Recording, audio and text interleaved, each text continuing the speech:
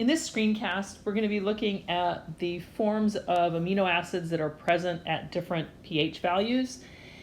And one of the things to remember here with this acid-base chemistry and organic, or if you take biochemistry and you do acid-base chemistry, is don't panic. Sometimes the terminology changes if you're in organic or biochemistry versus general chemistry, but it's important to realize that acid-base chemistry is still acid-base chemistry. And the concepts are the same, even though sometimes they're described differently or there are slightly different things that are done. So having said that, let's take a little look at some of the background. So if you have one of these general chem style monoprotic acids, which we'll call HA in the best gen chem spirit, and I didn't write this as reacting with water, I just dissociated it. So you have a weak acid dissociates to give you hydrogen ion and the conjugate base. And you can look at the equilibrium expression for Ka and then extract from that this Henderson-Hasselbalch equation, which is that the pH is equal to the pKa of the acid HA plus the ratio of the log of the moles of conjugate base to the moles of acid. I promise you will not have to do any calculations involving this in Chem 22. So if we use the equation as opposed to calculate with it, if the pH is equal to the pKa, then the moles of acid and conjugate base have to be the same, because in order for this to be true, this term has to be 0, and the only way that's going to happen is if the ratio is 1, because the log of 1 is 0, or at least the base 10 log. And then you can look at the other two possible cases. One is if the pH is less than the pKa, in other words, if the pH is more acidic than the pKa, then you're going to have more acid than you are conjugate base. And you can, go through and derive that too. But just one way to think about it is that you're going to have more acid when the pH is more acidic, or specifically more acidic than the compound. And then you can turn it around. If the pH is greater than or more basic than the pKa, then you're going to have more base, so more basic solution, more base, and that's just what that says.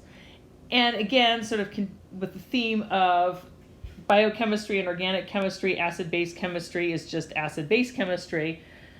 Amino acids are just diprotic or triprotic acids that look a little bit fancy.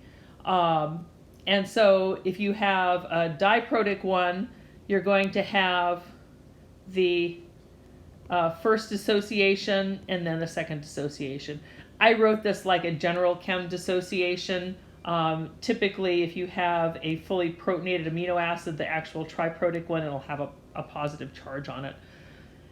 And then also remember from general chem, when you have a di or a triprotic acid, you really only have one dissociation at a time that's in play. So in other words, there's not going to be a pH where you're going to have significant amounts of this and this. In other words, you only have to worry about one equilibrium at a time.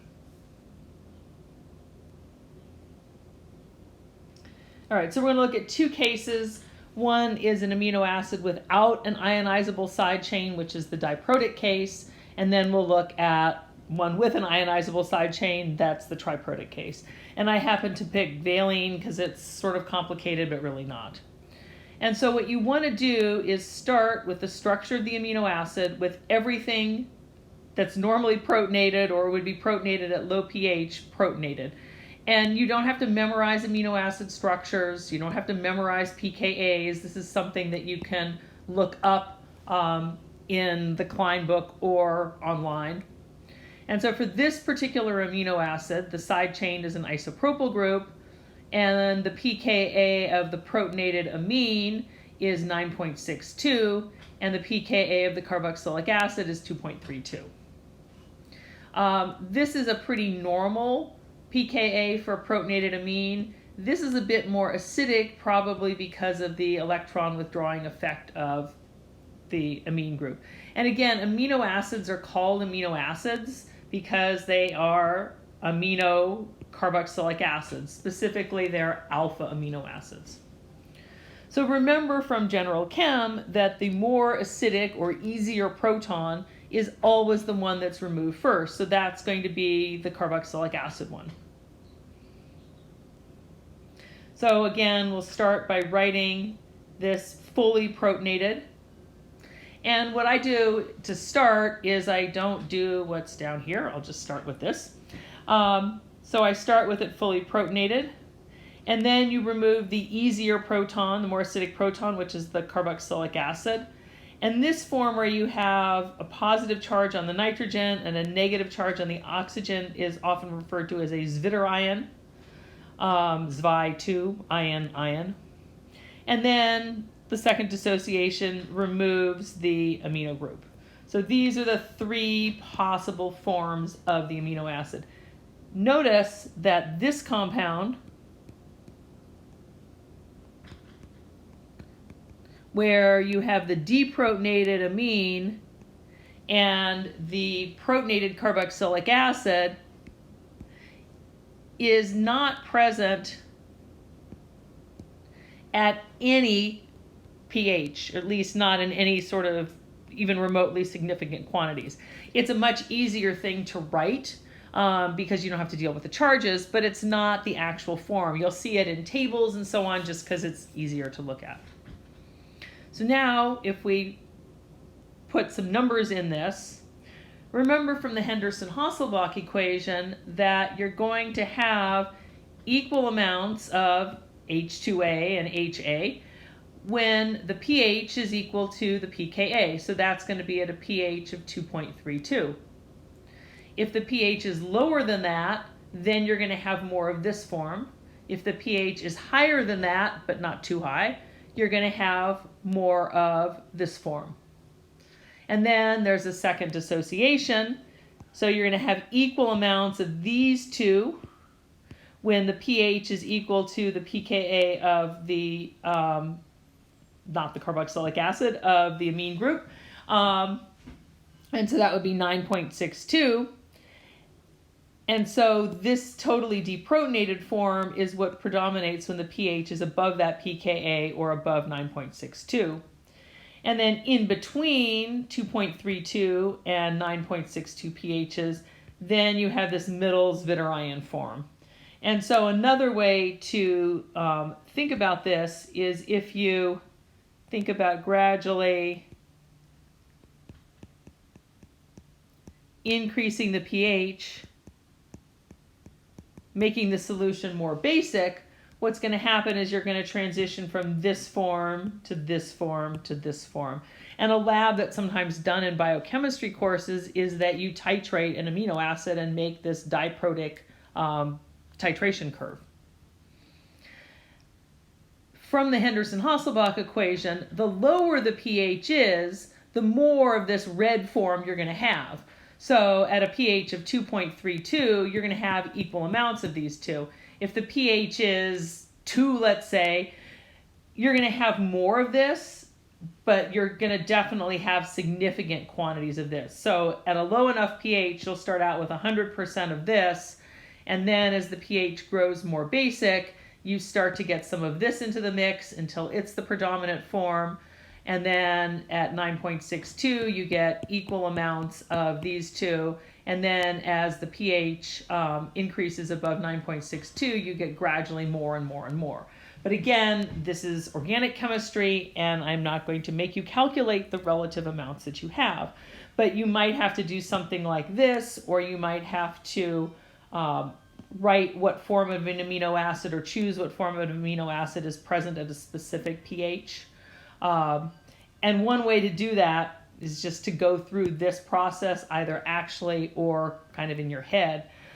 Physiological pH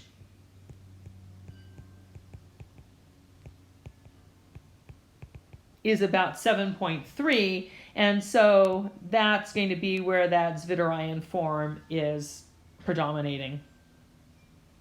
So that's a diprotic amino acid.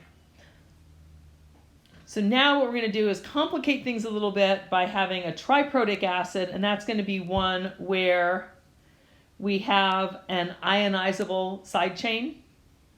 That says ionizable, it's just supposed to be one word. And so the amino acid that we're going to look at is cysteine, which has as its side chain this thiol, so it's a methylene and a thiol. Should you ever be so unfortunate as to have to memorize the structures of amino acids, you can definitely put your organic chemistry knowledge to good use by thinking about these in terms of their functional groups and different kinds of alkyl groups.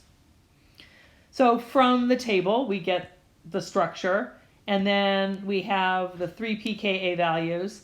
And in the tables, these are listed in columns. So they have one column for the carboxylic acid, one column for the protonated amine, and one column for any side chain. So it's not like you have to go in there and figure out which one is which. So we start fully protonated. The most acidic hydrogen is the carboxylic acid, so we remove that one first. The next most acidic one is the San Fernando Valley area code? No. The side chain, the thiol side chain. And then finally we remove the proton off the protonated amino group. So we go for, as we increase the pH, we would go from predominating this, predominantly that, to predominantly that, to predominantly that, to predominantly that. So again, at a pH that equals the pKa of this group, you'll have equal amounts of these two. At lower pHs, the fully protonated form will predominate. Then between these two pHs, you'll have this form will predominate. Then at pHs between 8.18 and 10.28, this form will predominate. When you get to pH 10.28, you have equal amounts of both of these.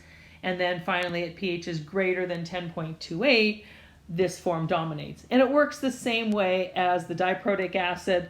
So again, you can think about increasing the pH. And so at a low enough pH, you would have, pretty much all this. And then as you increase the pH, you get less and less of that until you have half of these, and then this starts to take over, and so on and so on.